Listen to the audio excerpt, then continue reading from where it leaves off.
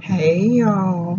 So, at the hospital doing my internship, and I was walking through the nurses station, and I caught a glimpse of a young lady, and she gave me the most evilest stare. We locked eyes for a few seconds or whatever.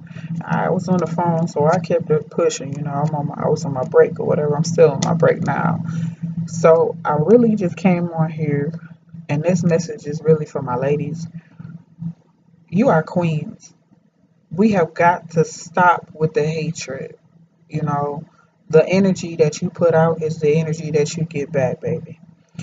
At the end of the day, you know, we are sisters in power. We are sisters in prayer.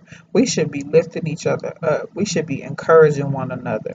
Queen, I see you doing your thing over there. You a nurse. That means you ain't got no felonies. That means that you've been taking care of your business. You are educated. You are knowledgeable in your field. I'm not knocking nothing that you do. You don't know my story and I don't know yours. So what is there to be a hating on? You know, I need for us to gain the freedom of this societal view that we are in competition with one another. We are not in competition. Each queen is valuable in their own way. And this goes for my kings as well. You all are valuable in your own way. The assets that you possess may not be the same assets that the next one possess, but guess what? If we could unite and stop battling against one another, that's where our power lies. That's why we can't get anywhere. That's why we are not succeeding. We're spending so much time trying to be better than one another, than uplifting one another. If you got some type of knowledge that you could spit to a youngin' coming up behind you, or even an equal, somebody that might even be older than you, if you got any type of knowledge you can drop on them to further them in their situation, to help with their progression, to help with their growth, don't hold that in. Don't hold that in. You're taking away from us. We have to stop being in this I mindset, y'all.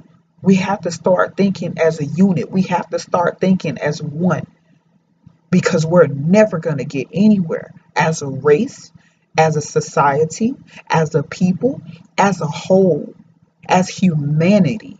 We're never going to succeed if we do not find a way to put aside our differences and say, hey, we can do this. Here's what I have to bring to the table. What do you have? And be civil about it. We're adults. There are even children that can sit down and have a compromise with somebody. When you chew your child and your child is bargaining with you about getting that extra snack, that is a compromise. So if a 5-year old can do it, why can't us as 15, 25, 35, and 45-year olds sit down as adults and have civil conversations and come to a compromise so that we all can win? We have the capability, y'all. There is no reason why we can't all be successful.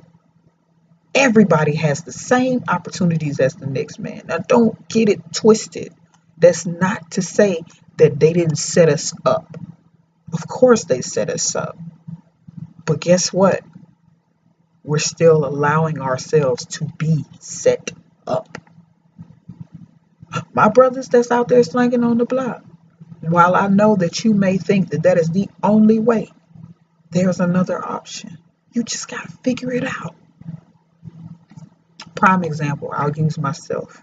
I don't like to use other people because I can only speak on my own behalf with my life experiences. My fiance told me, he says, "You book smart, but you're not a hustler." I said, "I hustle.